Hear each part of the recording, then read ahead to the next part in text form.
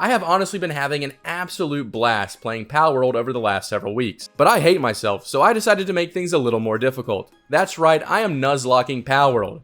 Most of the same rules apply from a traditional Pokemon Nuzlocke, but we still have to go over them as I've changed some things to better fit this game. First off, I can only catch one pal for each island. But what constitutes an island? Well, originally there were only like 9 named regions of the Palpagos Islands, which just isn't enough. So I have taken the liberty to break up the map into 20 different zones. In each zone I can catch a single pal of my choosing, as well as any alpha pals that may be in the zone. As always, if instead of catching the pal I were to accidentally kill it, that pal encounter is forfeit. If any of my captured pals were to faint, they are dead forever. If I run out of all available pals in my party, I may go back and get pals from the pal box. However, if I die, the run is over. Finally, if I can beat all 5 towers on the Palpagos Islands without dying, then I will have successfully Nuzlocked Palworld. This is a pretty experimental rule set, and I have yet to see how eggs and breeding will factor into this, if they even will at all, but for now, these are the rules I will follow. So, let us begin. Our journey begins with selecting a base location. This spot with flat ground should do just nicely. I assemble a foundation, a few walls, and a roof to make my very minimalist home. I continued by crafting a bow and some arrows, which would be the perfect tool used to hunt wild pals. Before I could catch my first pal, nightfall was upon us. I was without clothes and the temperature was dropping, so I began to take damage from the cold. Though I do have a campfire back at base, Palworld has a raid mechanic in the game. What this entails is seemingly at random, a group of thugs or wild pals will come and raid your base. I don't know too much about what triggers a raid, but that it seems to only happen when you are at your base. So to make sure I survive the night while I am palless, I'll be borrowing someone else's fire to keep warm. The following morning I went out to capture my first pal. Originally, I had 2 in mind. The first being a Cativa, as it is a very versatile base worker and has the ability Cat Helper, which allows us to carry more supplies while Cativa is part of our team. My second choice was a Tansy, the dexterous primate pal. They have even more work suit abilities than a Cativa, and a wild partner skill that allows them to shoot an assault rifle. Which did I end up choosing?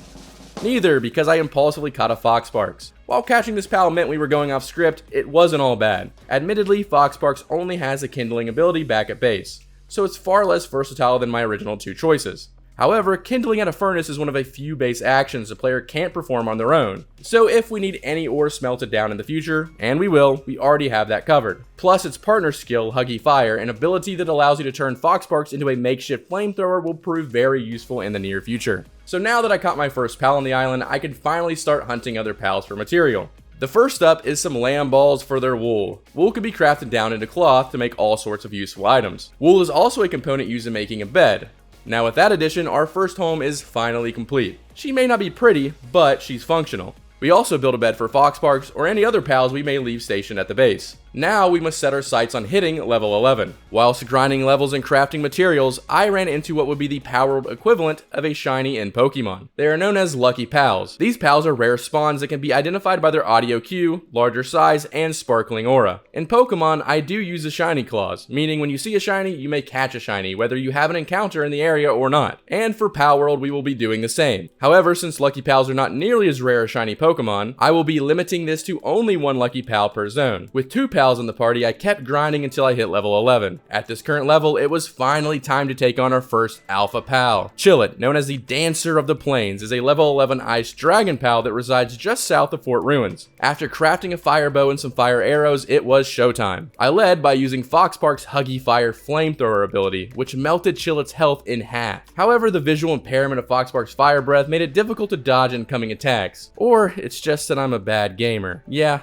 it's probably that last one. After splitting from Foxparks, having the extra target for Chillet to focus on made the rest of the fight a breeze. That is, until I caught myself on fire with what I believed to be my own arrow. Anyway, once I felt like Chillet's health was low enough, I started chucking spears. Luckily, it only took 2, for my health was getting very low. Now with a party of 3, one of which was an alpha, I was starting to feel a bit better about my odds of surviving in this world. But I couldn't get too confident just yet, as I needed to leave for the next zone. Speaking of the next zone, I needed to get there in a hurry. You see, the pal I want to catch in zone number 2 is known as Daydream. Daydreams are among the few pals that only spawn at night and linger around just for a bit in the early mornings. But getting to the next zone proved to be rather difficult. Not only was it so dark I could barely see in front of me, but I also had to scale up a cliffside in the pitch black as well. Luckily for me, Foxparks was able to light up the way. Once I was at the top of the cliff, it didn't take long to run into one of these little dream eaters. Once captured, I quickly made my way to another new zone. There, not only did I use my encounter on an Eikthyr, but this zone is also home to a very important Alpha Pal if we want to challenge the first tower. But before we capture the Alpha, it was time to head back to base and resupply. This also gave me the opportunity to craft two very important pieces of Pal gear. You see, what makes Daydream so special is its partner skill Dream Chaser, which allows Daydream to be out simultaneously with another pal in my party. To pair with our newfound DPS, I also crafted a saddle for Eikthyr, which should make getting around the islands much easier. Now it's time we set our sights on facing our second Alpha Pal. This time the pal is the ground grass type Gumas. She may not look like much, but I promise she will prove to be invaluable for the upcoming tower. Now that we have captured Gumas, all that stands in our way is leveling up to 20 before we take on our very first boss. Many crafted spheres and arrows, and of course a few dead pals later, we finally hit level 20. After heading to the tower, I gave it one last look before heading in.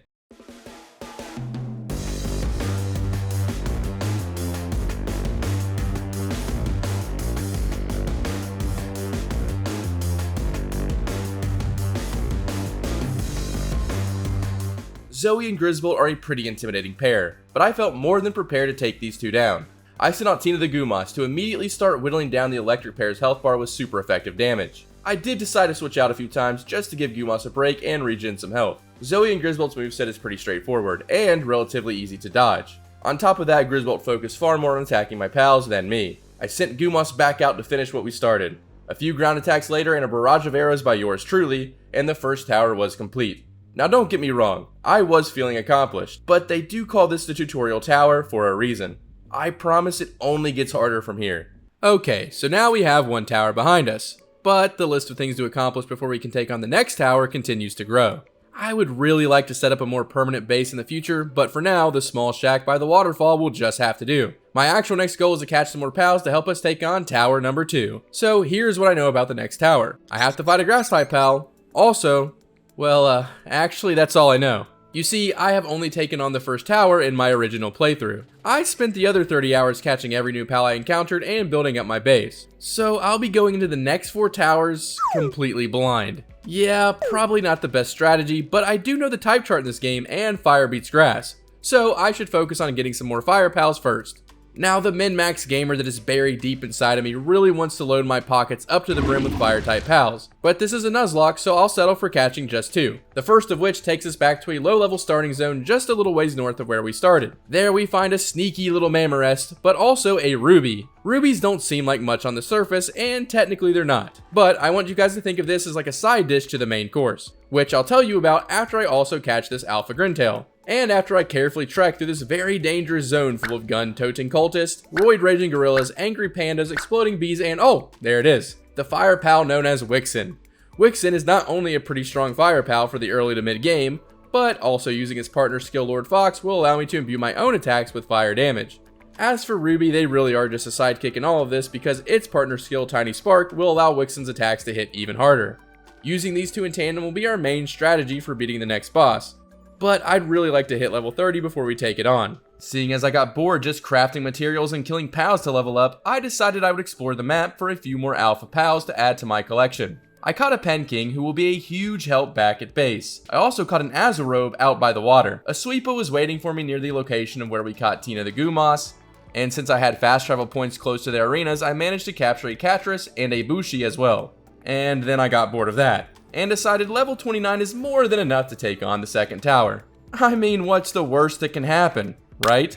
Before we take on Tower 2, I'd like to update you on my gear I have equipped to this point. Going into this battle, I have cold resistance metal armor, a green level shield, the old reliable 3-shot bow, a musket, and my main weapon of choice, a rare crossbow from a blueprint I found in a chest. And for the assault team I'm bringing to the tower, my party is led by Wixen, who I cleverly nicknamed Gryffindor. Just wanted to point that out. I decided to bring along Bushi for some extra fire damage. Ruby, of course, makes a team to power up both Wixen and Bushi. I am also taking Sweepa because he's a fine and dapper gentleman. And rounding out the team is Catras, just because she looks pretty wicked, and she does have a fire move. Before we headed into the tower, I decided to play some inspirational music for Wixen and my party to really pump them up.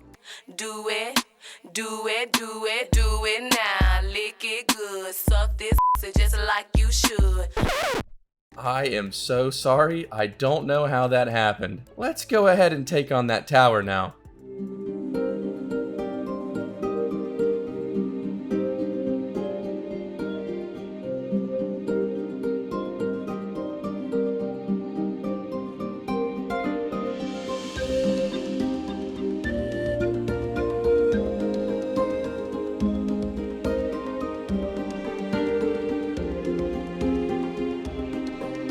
Lily and Lylene proved to be a tricky pair.